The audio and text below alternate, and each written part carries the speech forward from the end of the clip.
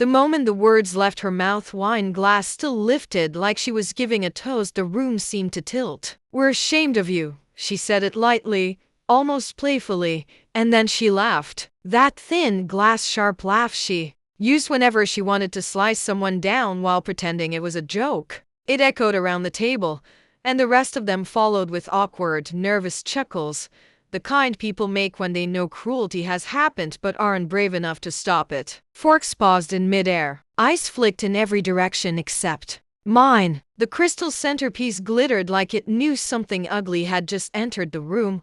I didn't flinch. I didn't shrink. I just held her stare, letting the moment stretch. Her lipstick was too bright. Her smile stretched too wide, like a mask she'd forgotten was cracking. She looked exactly like she did the night she told me I'd never amount to anything. Only this time, I wasn't the child who absorbed her poison. I was the adult who had finally stopped mistaking abuse for guidance.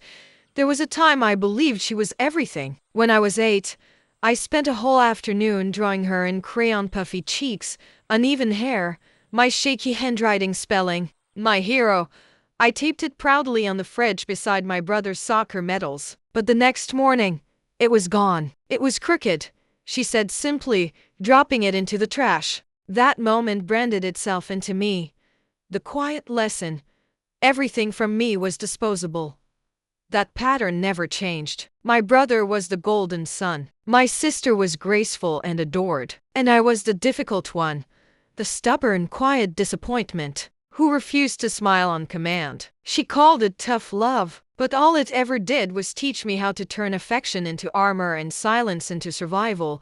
When I earned my scholarship, she said I got lucky. When I bought my first apartment, she frowned and said, "Don't get ahead of yourself." When my startup failed, she didn't comfort me, she reminded me she had predicted it. But the moment that broke something inside me came at a family gathering. I heard her voice behind a half-closed door, thin and smug. "She embarrasses us," she whispered to my aunt. "She thinks she's better than everyone, but look at her alone, bitter.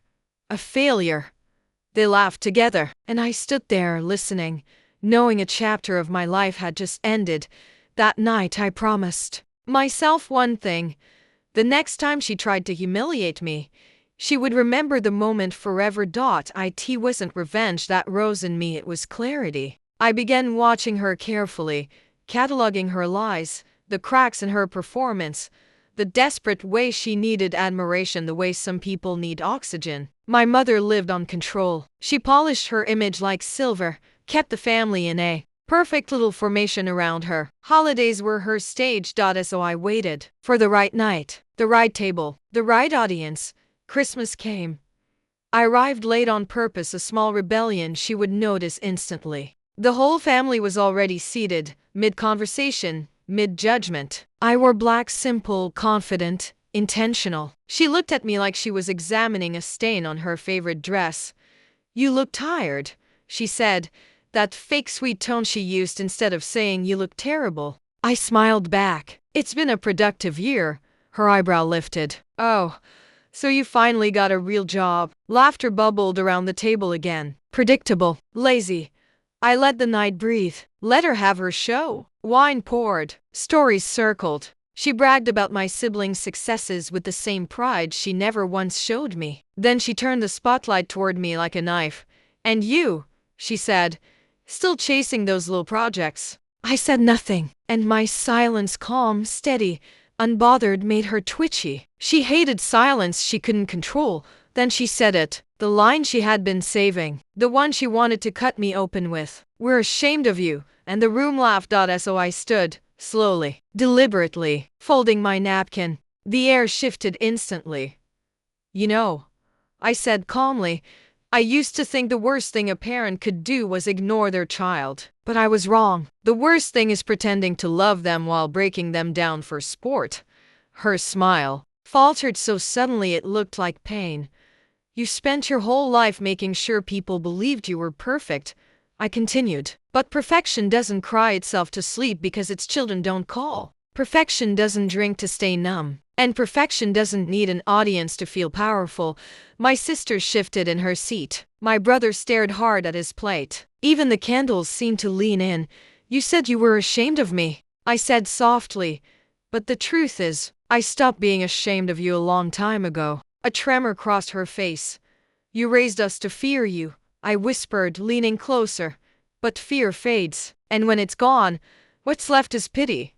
Her eyes shone. Her mouth opened, but no sound came out. The silence did all the work for me, a clean, perfect punishment she had earned over decades. You wanted an audience, I said. Now you have one. That was when the first tears slid down, carving a path through her carefully built mask. She tried to speak, but the words cracked apart in her throat, and no one moved. No one defended her. Everyone finally saw what I had seen my entire life. I placed my napkin neatly on the table, turned, and walked away from the family I had been trying to win for far too long. She called that night. I didn't answer. She texted. You humiliated me. I didn't reply. 2 weeks later, my brother messaged me. She won't stop crying. I stared at it for a long moment, then deleted it.